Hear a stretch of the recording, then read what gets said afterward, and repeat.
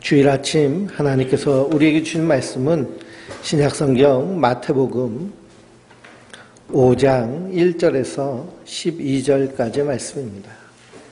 마태복음 5장 1절에서 12절의 말씀을 우리 한 목소리로 천천히 같이 읽겠습니다. 예수께서 무리를 보시고 산에 올라가 앉으시니 제자들이 나온지라. 입을 열어 가르쳐 이르시되 심령이 가난한 자는 복이 있나니 천국이 그들의 것이며 애통하는 자는 복이 있나니 그들이 위로를 받을 것이며 온유한 자는 복이 있나니 그들이 땅을 기업으로 받을 것이며 의에 줄이고 목마른 자는 복이 있나니 그들이 배부를 것이며 긍휼히 여기는 자는 복이 있나니 그들이 긍휼히 여김을 받을 것이며 마음이 정결한 자는 복이 있나니 그들이 하나님을 볼 것이며 화평하게 하는 자는 복이 있나니 그들이 하나님의 아들이라 일컬음을 받을 것이며 이를 위하여 박해를 받는 자는 복이 있나니 천국이 그들의 것임이라. 나로 말미암아 너희를 욕하고 박해하고 거짓으로 너희를 거스려 모든 악한 말을 할 때에는 너희에게 복이 있나니 기뻐하고 즐거워하라. 하늘에서 너희 상이 큼이라.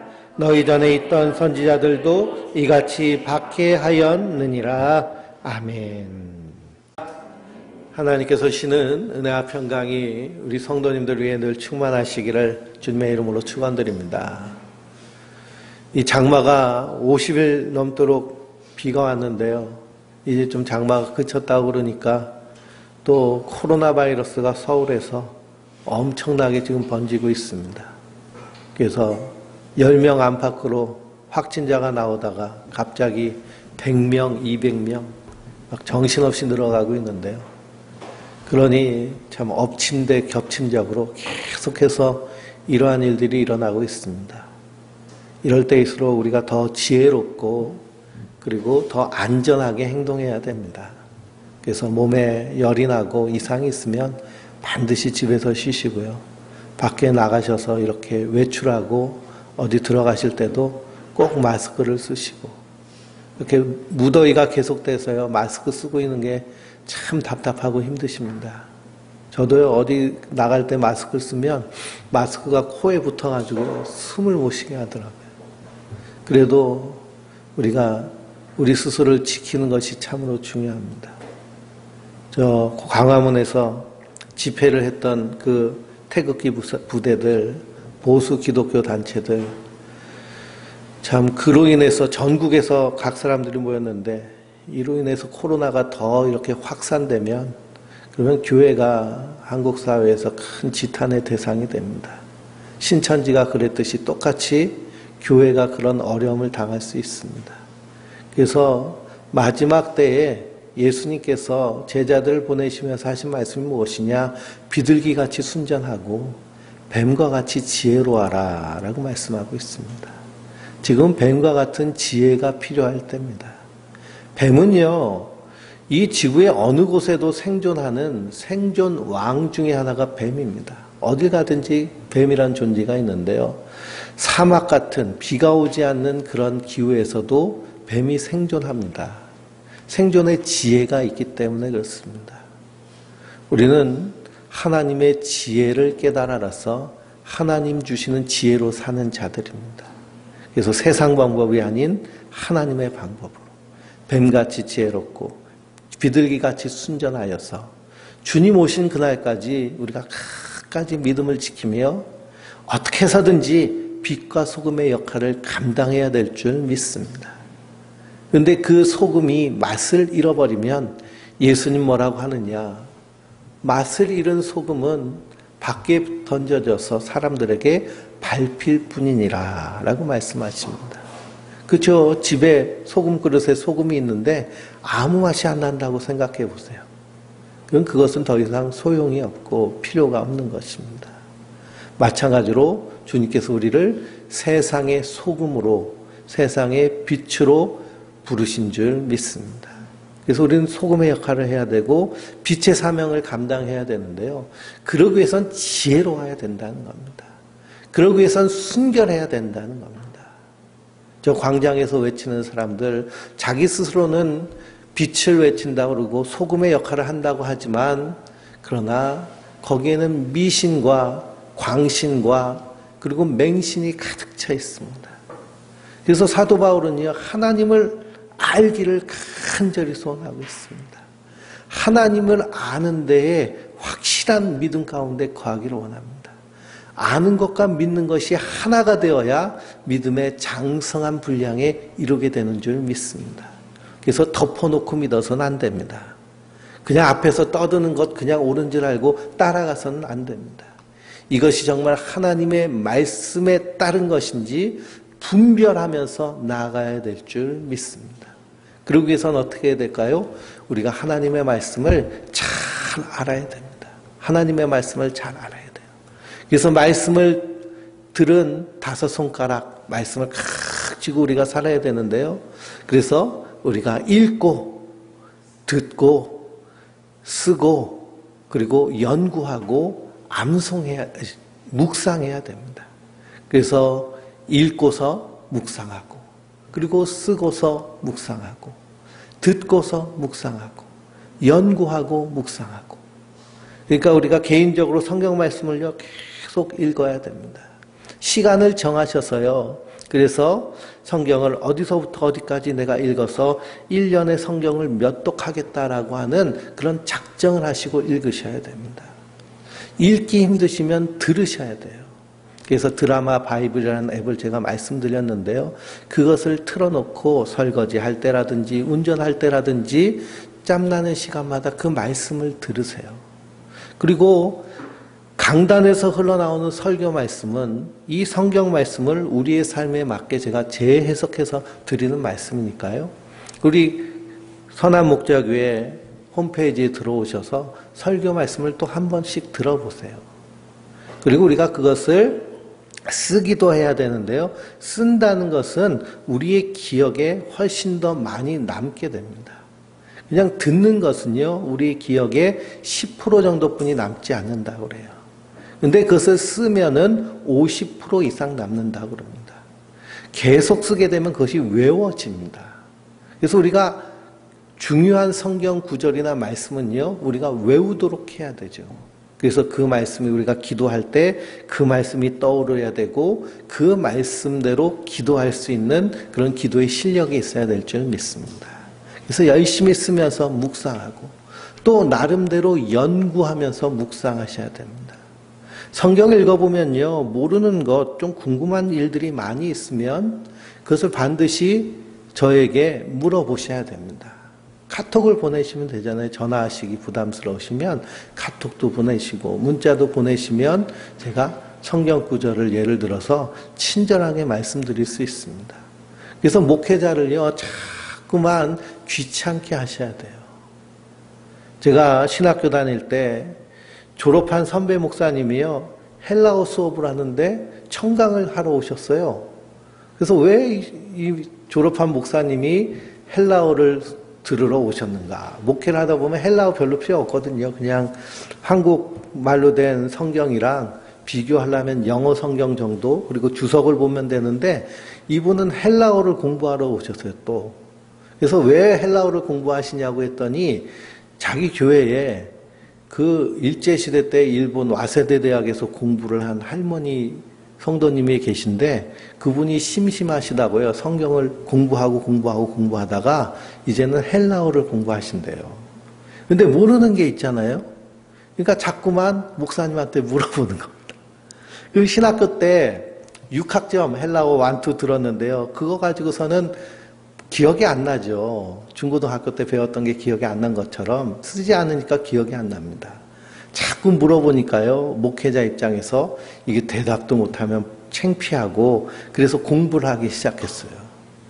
근데 얼마 지나지 않아서요, 몇 년 있다 보니까 그 목사님이 헬라어 강의를 하러 다니더라고요. 그래서 성도들은 목회자를 귀찮게 해야 됩니다. 자꾸 물어보고 궁금증을 갖고 신앙생활 하면서요, 우리 안에 항상 신앙적인 궁금증이 없다라는 것은 잘못된 신앙입니다. 반드시 의문점이 있어야 돼요. 성경 말씀을 읽을 때마다 이게 무슨 말씀인지 그래서 평생을 연구하며 배워야 되는 것이 하나님의 말씀인 줄 믿습니다. 우리가 산상수훈 말씀을 함께 나누고 있습니다. 예수님께서 산에 올라가 앉으셨습니다. 산에서 말씀하시는 하나님 하면 이 유대인들은 누구를 떠오르느냐 하면 하나님을 떠오릅니다. 왜 그러냐? 시내 산에서 백성들에게 십계명 율법을 주셨기 때문에. 그래서 예수님이 산에 오르셔서 말씀하셨다라는 것은 바로 하나님의 권위를 가지고 말씀하셨다라는 것을 의미합니다. 그래서 우리가 마태복음 이 5장, 6장, 7장에 이어지는 산상수훈의 말씀은요, 우리가 이 땅에서 믿음으로 사는, 예수 그리스도를 믿는 믿음으로 사는 성도의 삶의 원칙과도 같고 우리의 삶의 방향이 돼야 됩니다. 정말 제대로 된 방향으로 가고 있는가? 우리가 예수를 믿고 변화된다라고 할 때 그 변화의 시작은 어디서부터 시작되느냐 하면 우리의 인격적인 변화에서부터 시작됩니다. 우리의 인격이 변화되는 거예요.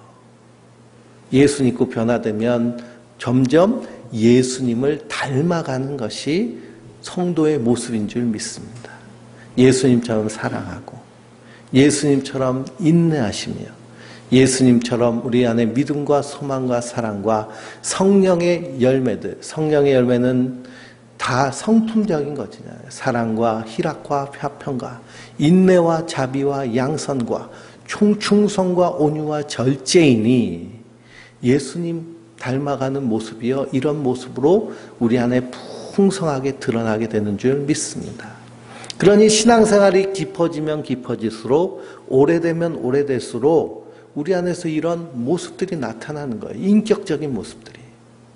그런데 수십 년 신앙생활을 했는데 인격적으로 하나도 변하지 않고 세상 사람과 다를 것이 하나도 없다라고 한다면 그것은 분명히 잘못된 신앙 가운데 있습니다.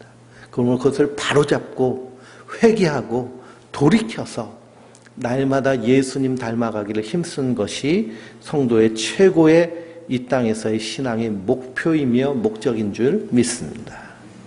그래서 심령이 가난한 자는 복이 있나니 천국이 그들의 것이다 라고 할 때 심령이 가난해서 복이 있는 것이 아니라고 말씀드렸습니다. 헬라어 원문대로 읽게 되면 복이 있다라는 것이 먼저 나옵니다. 복이 있다는 것은 예수 그리스도로 말미암아 구원받은 성도를 복이 있다고 봅니다. 이 세상에서 최고의 복은 돈과 명예와 권력을 복이라고 얘기하지만 하나님 보시기에 복은, 성경에서 말하는 복은 예수 그리스도를 믿는 것이 최고의 복인 줄 믿습니다. 그래서 구약의 성도들은 초림 처음 이 땅에 오실 예수님을 믿는 믿음으로 살았습니다. 그래서 아브라함도 예수님이 이 땅에 오실 그날을 바라보며 즐거워하며 기뻐하며 믿음으로 산 줄 믿습니다. 그리고 예수님이 이 땅에 오신 이후에 구원받은 우리 성도들은 다시 오실 예수님을 기다리는 그 기다림과 믿음으로 사는 자들인 줄 믿습니다. 다시 오실 예수님을 우리는 오매불망 기다리며 사는 것입니다. 그래서 복이 우리에게 임하면 우리 안에서 변화가 일어납니다. 어떻게 변화되느냐? 예수님의 인격과 성품을 닮아가는 것인데요. 그래서 예수님의 그 인격과 성품 가운데 가장 특징적인 것 8개가 바로 팔복이라는 말씀을 우리에게 주어진 줄 믿습니다. 예수님이 우리 안에 계시면요, 우리 안에 심령이 가난해집니다. 심령이 가난해지니까 오직 누구만 의지해요? 하나님만 의지하게 되는 줄 믿습니다. 그리고 우리 안에 애통함이 있습니다. 예수님이 이 땅 가운데서 애통하셨기 때문에 십자가에 달려서 자기 생명을 주시기까지 사랑하신 줄 믿습니다. 그럼 우리는 그 큰 사랑을 받았기 때문에 이 땅 가운데서 안타까움으로 사는 자들이 바로 성도들입니다. 그리고 예수님이 우리 안에 계시면 예수님의 온유함이 우리 안에 임하게 되는 줄 믿습니다. 그러므로 예수님의 온유함, 예수님은 십자가에 달려 죽기까지 끝까지 인내하시며 참으시며 온유해 하셨습니다. 우리는 보통 참는다라고 하면 어떻게 참을까요? 이를 바득바득 깔면서 그래 네가 잘 되나 못 되나 내가 한번 보자 하면서 참는다고 그럽니다.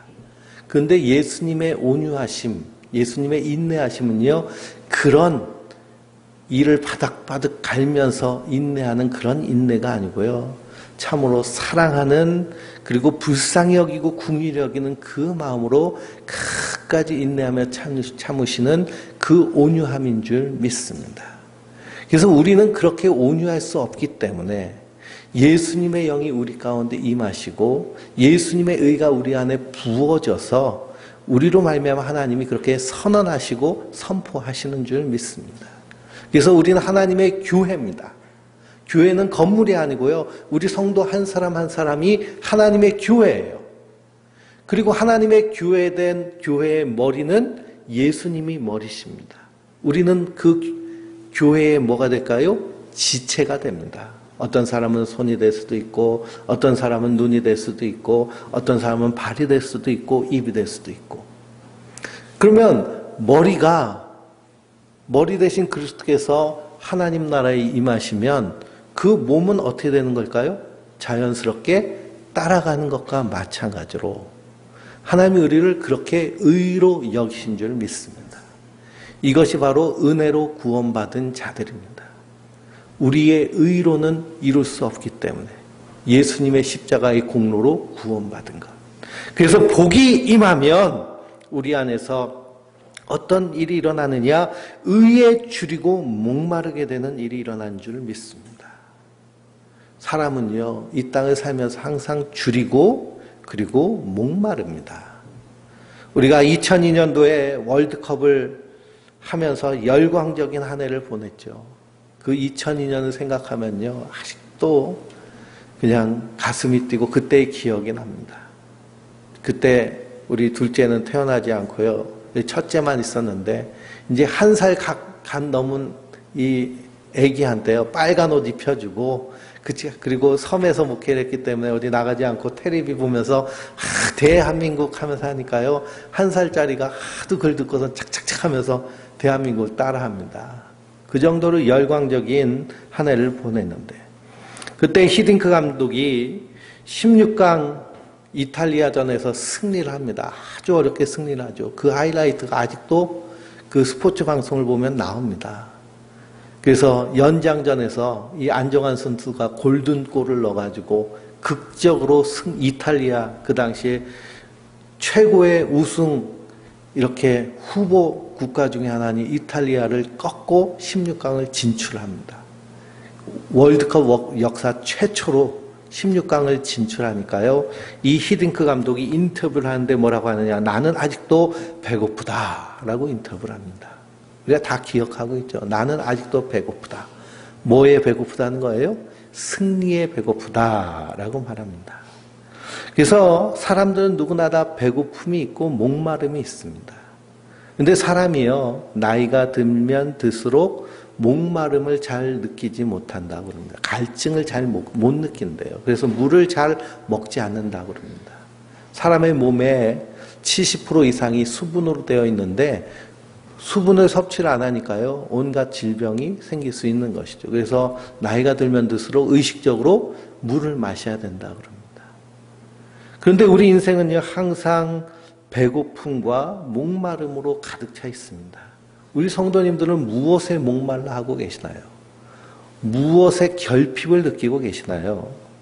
메슬로우라는 그런 심리학자는 사람의 그러한 욕망의 욕구의 5단계가 있다라고 얘기합니다. 가장 기초적인 단계는요, 생존의 욕구예요.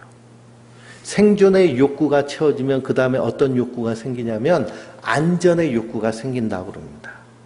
안전의 욕구가 채워지면 그 다음에는 애정의 욕구가 생긴대요. 그리고 그것이 채워지면 그 다음에는 존경받고 싶은 욕구가 생기고요.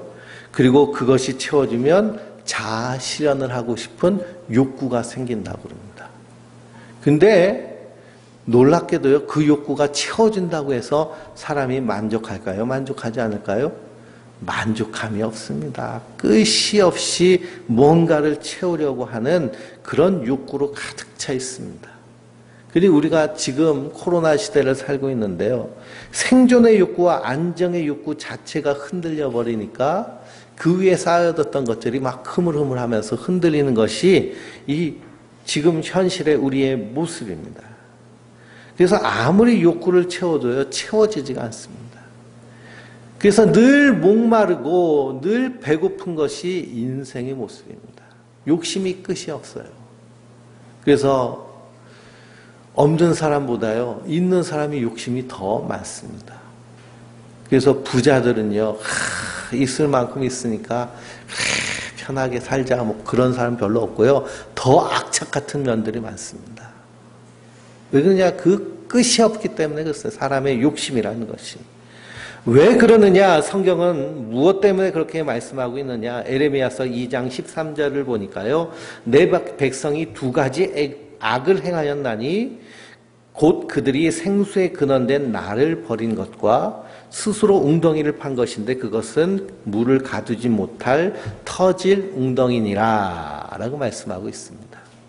그래서 성경은 왜 사람은 이렇게 끝없이 배고파하고 목말라하며 욕심부리고 그리고 그냥 만족함을 모르는가라고 할 때 그 이유 중에 하나가 뭐냐면 하나님을 버렸기 때문이라는 거예요.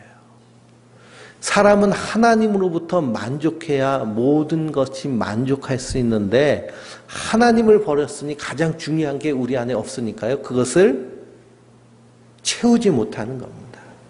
그것을 하나님으로 채워야 되는데 하나님으로 채우지 못하고 다른 것으로 채우려고 하는데 그 다른 것으로 아무리 부어도 이 웅덩이는 어떤 웅덩이라는 거예요? 터져버린 웅덩이라는 겁니다. 그래서 항아리에다 물을 채우는데 그 항아리에 구멍이 났어요. 그럼 아무리 떠다가 물을 부어도 물이 줄줄줄줄 새버려서 채워지지를 않는 것입니다. 이 성도는요, 하나님으로부터 채워지는 자들인 줄 믿습니다.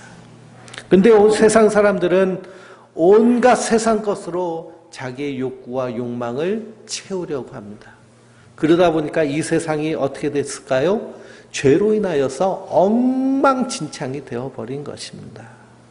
하나님을 잃어버린 인생은요, 그냥 그 삶 자체가 하나님의 심판 가운데 있는 것이고 재앙 가운데 있는 것입니다. 엉망진창이 된 거예요. 하나님이 이 땅을 창조하실 때 하나님의 선하심과 의로우심에 따라 세상을 창조하셨습니다. 그래서 에덴 동산에 나와 있는 그 하나님의 창조의 모습은 그 원창조라고 그러죠.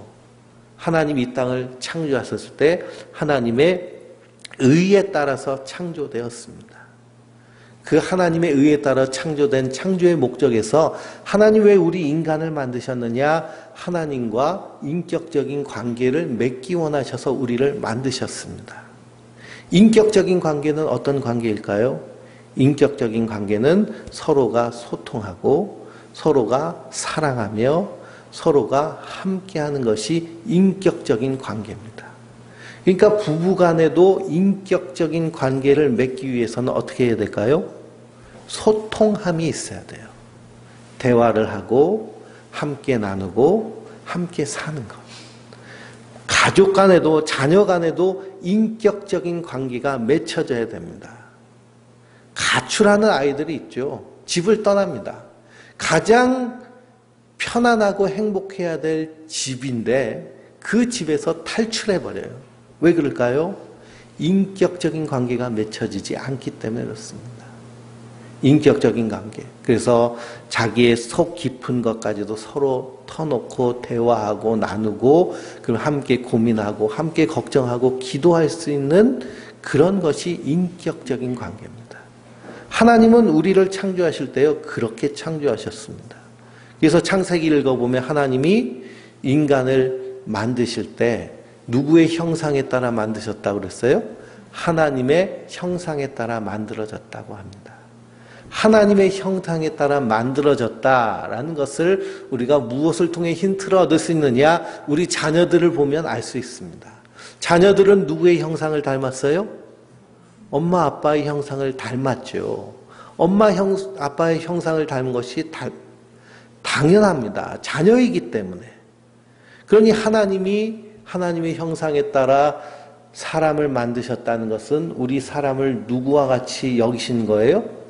자녀와 같이 여기시는 거예요. 아들과 같이 여기시고 그리고 딸과 같이 여기시고. 그래서 성경 읽어보면 선지자를 통해서 하나님이 선포하신 선포의 말씀이 있죠. 너는 내 아들이라. 내가 오늘날 너를 낳았노라. 우리가 다 하나님의 아들이고 하나님의 딸인 줄 믿습니다. 하나님의 형상에 따라 만들어졌기 때문이죠. 그래서 하나님과 함께 있을 때 그 인생은 가장 행복하고 완전한 인생. 그래서 그 에덴 동산은 만족함이 있는 동산입니다. 그래서 그 에덴 동산에서 하나님과 함께 있으면서 참된 나를 알게 되고, 참된 나란 어떤 날까요? 나의 있는 모습 그대로를 인정하고 받아들이는 것이 참된 나이며 자족함과 만족함입니다. 그래서 하나님이 우리를 창조하신 창조의 원래 모습은요, 있는 모습 그대로 나를 사랑하는 거예요. 있는 모습 그대로 나를 만족하는 거예요. 근데 우리 성도님들은 아침에 거울을 보셨죠? 거울 보시면서 만족한다, 좋다 하신 분 계신가요? 다 불만족스러우실 겁니다. 그러니까 눈썹도 그리고 화장도 진하게 바르고 하는 것이죠. 남자들도 요즘은 화장을 하더라고요. 그래서 요즘 청년들은요, 화장을 합니다. 그래가지고 비비크림도 바르고 별크림도 다 바르더라고요. 근데 하나님 안에서 나를 만족해 하고, 내가 만족스러우니까 누구도 만족스러워해요? 내 옆에 있는 짝꿍도, 그리고 내 주변에 있는 그런 사람들도 만족스럽고, 그리고 서로 소통하며 서로 인격적인 관계를 맺고, 뿐만 아니라 하나님이 지으신 모든 피조물들도 하나님의 뜻에 따라서 경영하게 되는 것입니다. 그래서 에덴 동산에서 아담과 하와가 한 일이 무엇이냐? 동물들에게, 식물들에게 이름을 지어줬다는 거예요. 이름을 지어줬다라는 것은 그에게 존재의 의미를 부여해주고 생육하고 번성하며 함께 누려가는 세상을 만드는 것이 하나님이 창조하신 창조의 원래 뜻입니다. 이것을 하나님이 의롭게 이 땅을 창조하셨다라고 하는 하나님의 의에 따라 지으신 하나님의 옳은 이 땅의 창조의 모습이죠. 그런데 이 하나님의 의가 무엇으로 말미암아 깨졌을까요? 죄로 말미암아 깨어져 버렸습니다. 어느 날 에덴 동산에 뱀이 와가지고 하와를 유혹하고 그리고 아담을 유혹하여서 선악과를 따먹게 됩니다. 선악과를 따먹게 되는 가장 큰 이유는 뭘까요? 하나님처럼 되고 싶어하는 욕심이 들어왔기 때문입니다. 하나님처럼 되고 싶어하는 것. 하나님이 하나님 되셔야 되는데 내가 하나님 되려고 하는 것. 이것이 바로 에덴 동산에서 시작된 죄의 시작입니다. 그러니 하나님의 법에 따라, 하나님의 뜻에 따라 내가 살아가야 되는데 하나님의 뜻이 아닌 누구의 뜻에 따라? 내 뜻에 따라 사는 것인데 살다 보니까 내 뜻대로도 사라지지 않아요.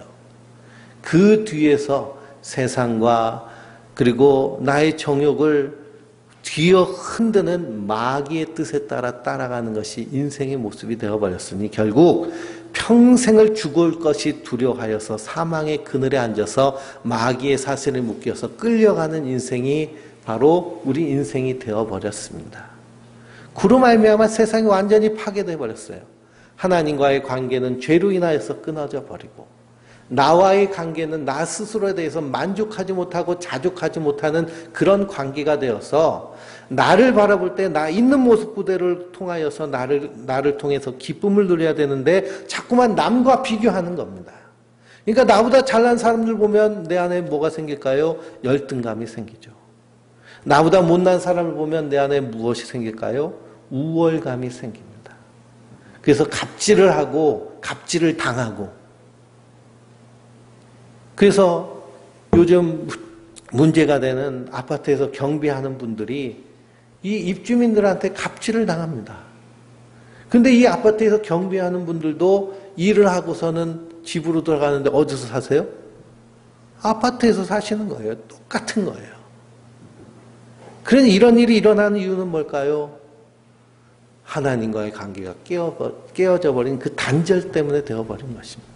그러니 하나님의 의가 사라져버려요. 하나님의 의에 따라서 이 세상을 살아야 되는데 자기 의에 따라 사는 것입니다. 이 의라는 한자어를 이렇게 풀어보면 나 아자에 양양자가 붙어 있습니다. 내가 양을 지키는 것이 자기 의입니다. 근데 나 아자를 또 분해하면 어떻게 되느냐? 손수자에 칼창자를 들고 있는 것이에요. 자기 손으로 창 하나 들면서 내 양 지키겠다고 하는 것이 의가 되어버렸습니다. 그러니 이 세상에서의 의는 뭐예요? 나에게 유익이 되면 그것은 좋은 것이고 나에게 해가 되면 나쁜 것이 되어버려요. 지금 대한민국이 부동산 문제 때문에 한바탕 지금 난리가 나 있습니다. 서로 의견이 갈리고요.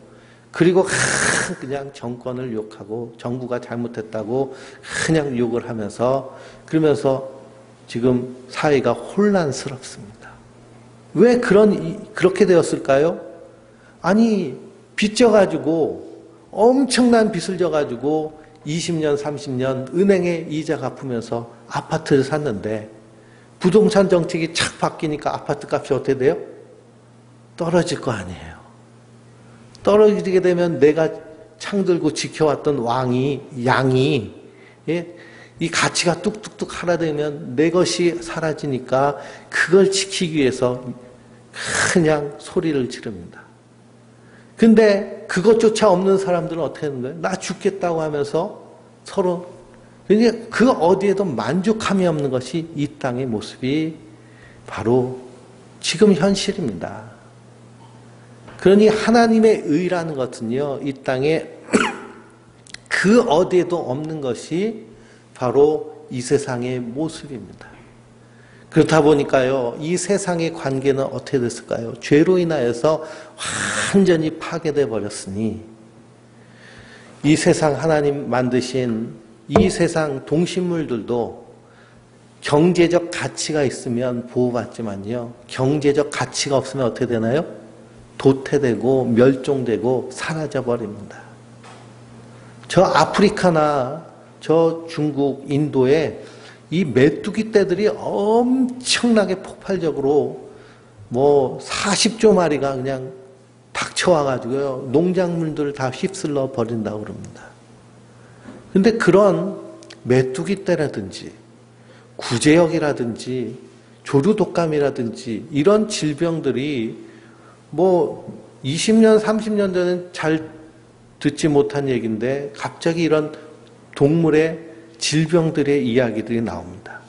왜 그러냐? 동물들을 자연 환경에서 그들의 서식지에 맞게 그리고 그의 하나님 창조하신 그 창조의 원리에 맞게 살게 하면 되는데 그것을 통해서 경제적 이익을 얻으려고 하니까 공장 같은 데서 생산해 버리는 것입니다.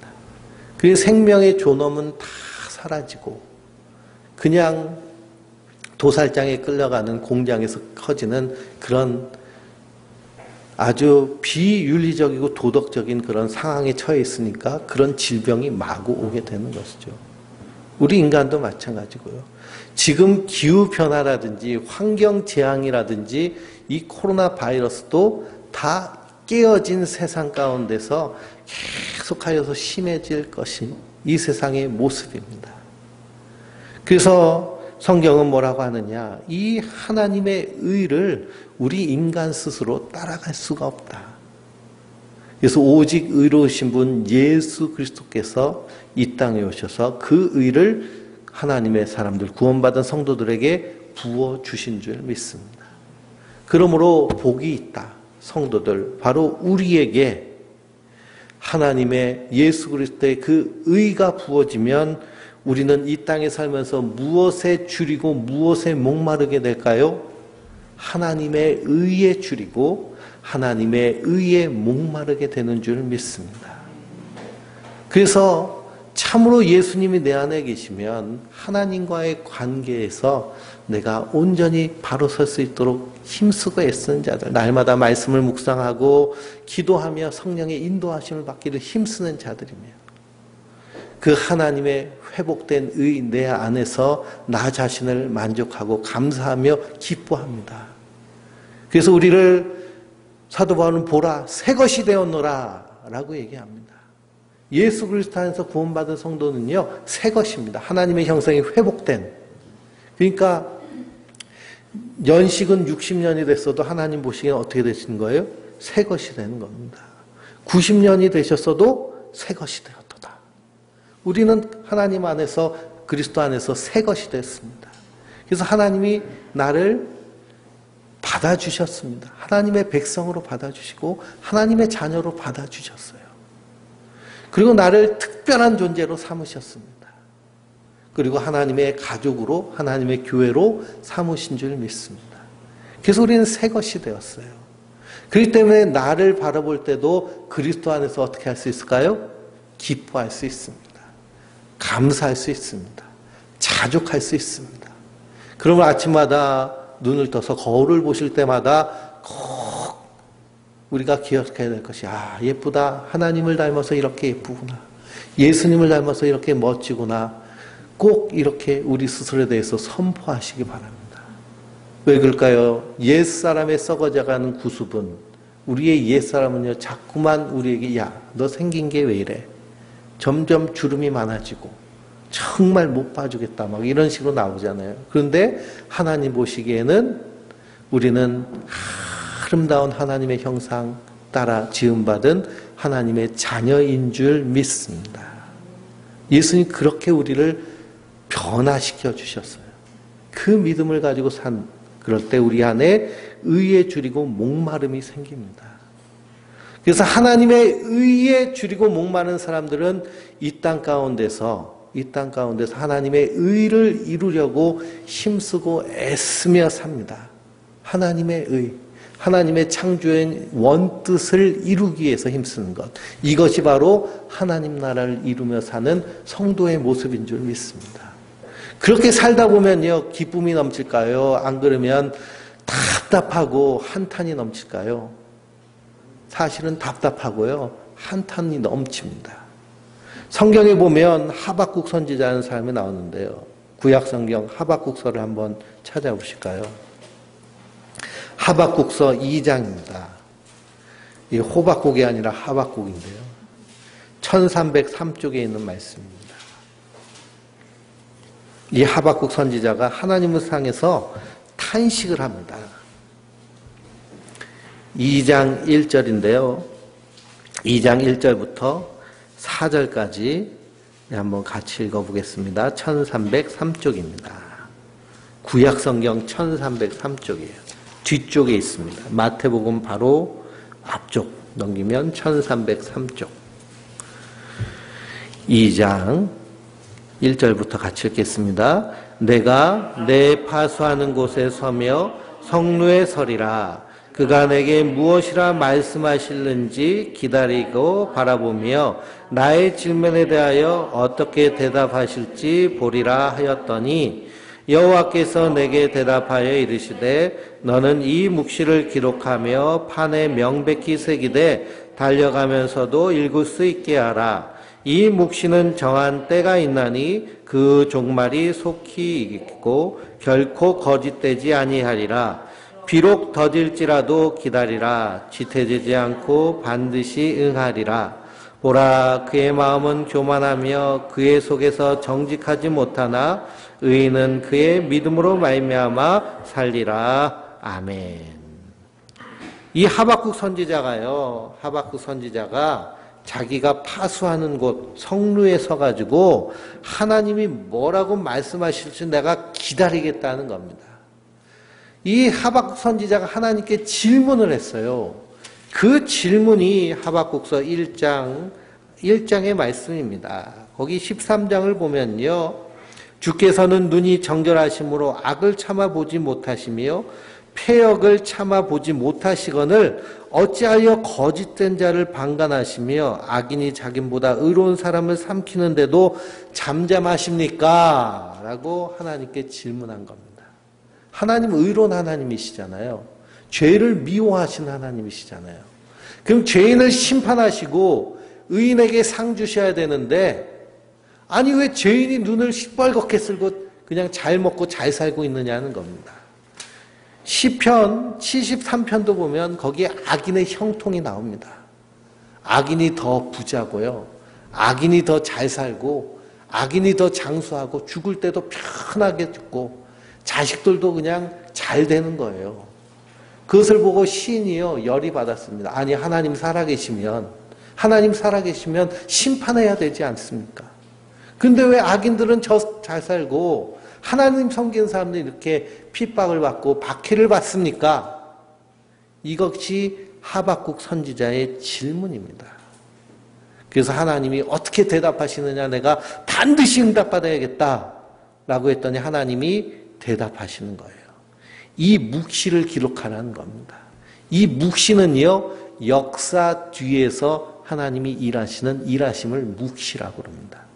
사람이 일하는 것 같지만 그 뒤에서 누가 일하신다는 거예요? 하나님이 일하신다는 거예요. 그게 묵시예요. 그런데 뭐라고 말씀하시느냐? 이것을 판에 새기라는 겁니다. 달려가면서도 읽을 수 있게 해라. 그러니까 이건 분명하고 확실하다는 거예요. 분명하고 확실하다는 것은 무엇이냐 하면 하나님의 정한 때가 있다는 겁니다. 그 정한 때에는 반드시 올 것인데 더질지라도 기다리고 지체하지 마라. 그래서 악인은 어떻게 하시겠다는 거예요? 반드시 심판하시겠다는 거예요. 악인은 심판하시고 의인은 구원하시겠다는 거예요. 그때까지 어떻게 하라는 거예요? 차마 기다리라는 겁니다. 그러면서 오직 의인은 믿음으로 말미암아 살리라. 하나님이 의인은 구원하시고 악인은 심판하실 거예요. 나를 예수 그리스도의 십자가의 피로 의롭게 하셨으니 이 땅 가운데서 온갖 악이 가득할지라도 그 악을 보면서 열받고 화내면서 분노하면서 사는 것이 아니라 하나님을 가까이 하고 이 땅 가운데서 하나님을 나라를 이루어가며 사는 것, 이것이 오직 믿음으로 말미암아 사는 삶인 줄 믿습니다. 성도는 그렇게 사는 거예요. 그래서 예수님의 영이 우리 안에 임하시면, 복이 우리 안에 임하시면 의에 줄이고 목마르게 됩니다. 그래서 우리의 삶 가운데 작은 실천 하나하나를 이루어가는 거예요. 세상이 얼마나 불의한가요?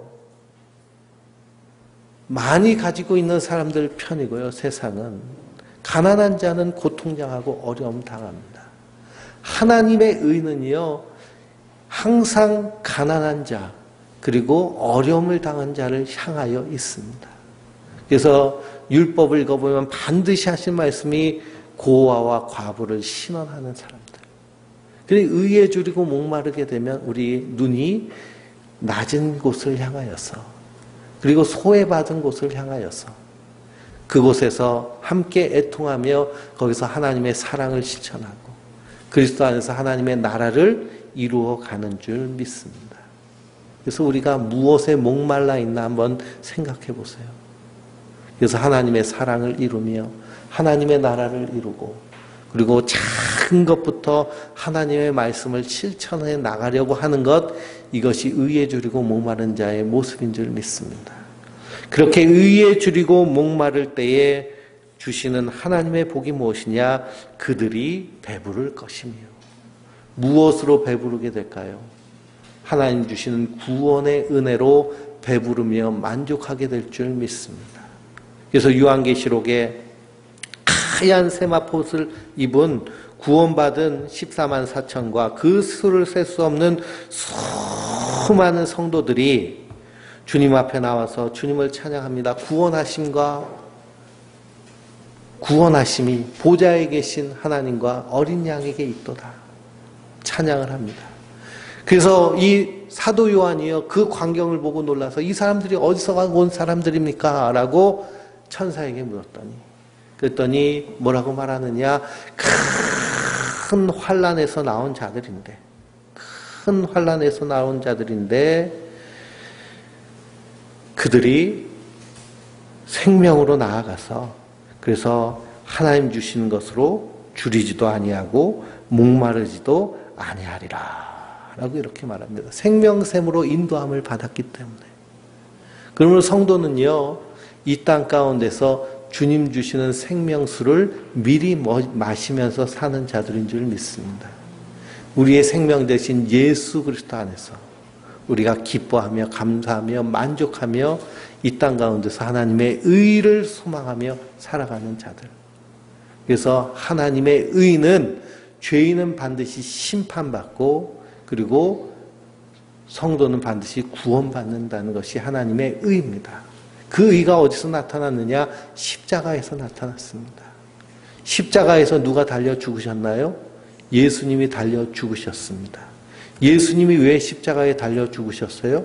그분은 죽을 이유가 하나도 없는, 심판받을 이유가 없는 죄가 없으신 분이신데 그분이 우리의 죄를 대신 지시고 십자가에 달려 죽으셨습니다. 그러니 그 십자가에서 달려 죽으실 때 예수님께서 엘리 엘리 라마 사막다니, 나의 하나님 어찌하여 나를 버리시나이까. 하나님이 그 십자가에 달리신 예수님을 외면하셨습니다. 왜 외면하셨을까요? 나의 죄를 대신 지시고 십자가에 달려 죽으실 때 하나님은 그 죄에 대해서 하나님의 공의가 심판하시기 때문에 외면하시는 것입니다. 그러니 하나님의 아들이라 할지라도 죄를 지고 갈 때 그 죄에 대해서 심판하시는 것이 하나님의 공의입니다. 그러니 우리나라 국회의원 중에 어떤 사람 아들이 음주운전 하다가 걸려가지고 그 음주운전 바꿔치기 하려고 하다가 또 걸렸잖아요. 그런데도 아무 벌도 받지 않고 그냥 잘 지내고 잘 삽니다. 그런데 일반 사람들이 음주운전 하다가 걸리면 어떻게 돼요? 벌금이 엄청나게 올랐습니다. 그리고 이건 유전유죄, 무전유죄 이런 꼴이 되어버린 것이죠. 그런데 하나님은요, 자기 아들이라 할지라도 인류의 죄를 대신 지시고 십자가에 달려 죽으실 때 거기서 죽게 하셨습니다. 이것이 하나님의 의입니다. 하나님 반드시 심판하신다는 거예요. 그런데 하나님의 사랑은 뭘까요? 그 십자가에서 예수님을 대신 죽게 하심으로 말미암아 그 예수를 믿는 자마다 멸망치 않고 구원을 받게 되는 한 우리의 구원이 되신 줄 믿습니다. 우리가 그 큰 은혜와 사랑을 받은 자들입니다. 그러면 이 땅에서 하나님의 의를 이루는 자들, 하나님의 말씀에 따라 하나님의 창조의 원래의 모습을 이루어 가도록 힘쓰고 애쓰는, 그래서 누구보다도 서로 사랑해야 되고요. 누구보다도 더 인격적인 관계를 맺어야 되고, 누구보다도 자기 자신을 더 사랑해야 되고, 누구보다도 더 이 깨어진 환경을 보호하고 아끼고 사랑하고 어떻게 해서든지 하나님 만드신 이 세상을 회복하려고 힘쓰고 애쓰는 자들이 성도인 줄 믿습니다. 그래서 의에 줄이고 목마른 자는 반드시 주님께서 채워주시는 그 구원으로 말미암아 배부를 것입니다. 그러므로 그 은혜가 우리에게 있으므로 오늘 하루를 살면서도 이 세상이 참으로 험하고 깨어지지만, 그러나 주님께서는 낙심하지 말고 기도할 것을 말씀하고 있습니다. 그러므로 깨어서 기도함으로 우리 안에서 그리고 우리의 삶의 자리에서 하나님의 의와 사랑을 이루어가는 그런 믿음의 사람들 되시길 주님의 이름으로 축원드립니다.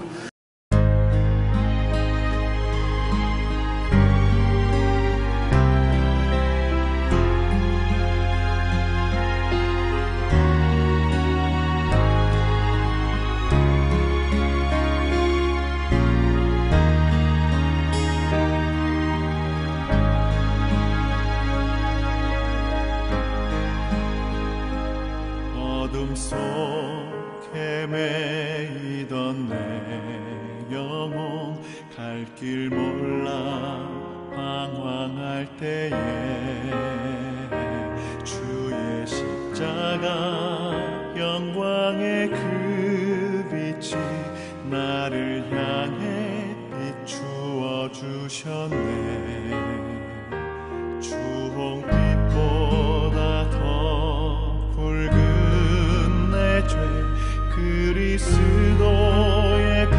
보시기여 완전한 사랑 주님의 은혜로 세세